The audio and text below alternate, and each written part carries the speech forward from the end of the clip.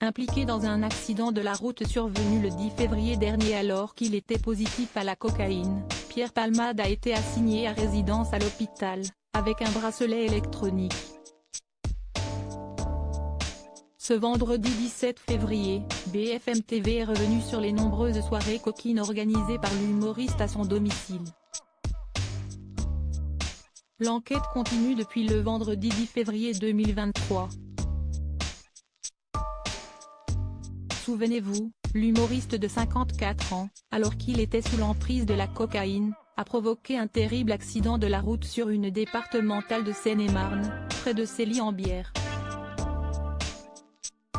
Aux alentours de 19h, Pierre Palmade s'est déporté sur la voie d'Ennepas, avec deux autres individus à bord, percutant de plein fouet un autre véhicule, avec, à l'intérieur, 3 passagers, un homme d'une quarantaine d'années, son fils de 6 ans et une femme enceinte de 6 mois et demi.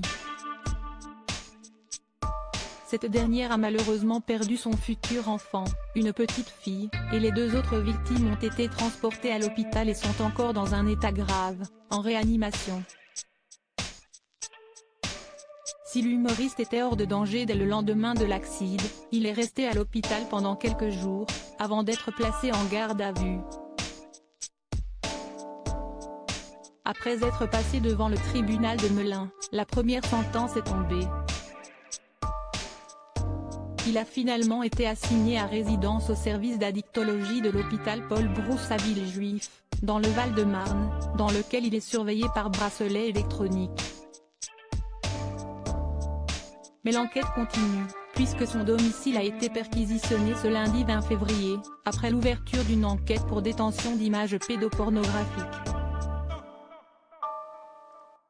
Pour rappel, lorsque l'accident a eu lieu, Pierre Palmade faisait la fête depuis déjà 24 heures à son domicile de Célie-en-Bière. Des soirées coquines qu'il a déjà évoquées dans le passé. Les soirées coquines de Pierre Palmade depuis de longues années, l'addiction à la drogue de Pierre Palmade était connue par beaucoup de personnalités françaises. Et il ne s'en est jamais réellement caché, même s'il a tenté de s'en sortir à plusieurs reprises, en vain.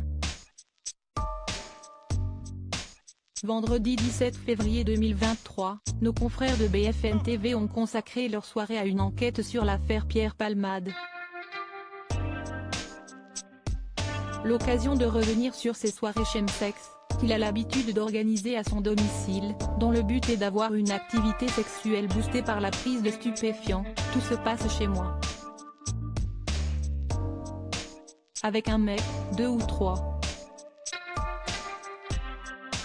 Ce sont de longues heures qui durent toute la nuit, parfois la journée suivante, avait écrit Pierre Palmade dans son livre Dites à mon père que je suis célèbre sorti en 2019 et cité par BFM TV. L'ancien compagnon de la chanteuse Véronique Sanson en disait plus sur ces soirées: on rit, on regarde la télé, on parle, on est à poil, on fume, on couchaille ensemble. Et on recommence. C'est une orgie amusante, avait-il poursuivi.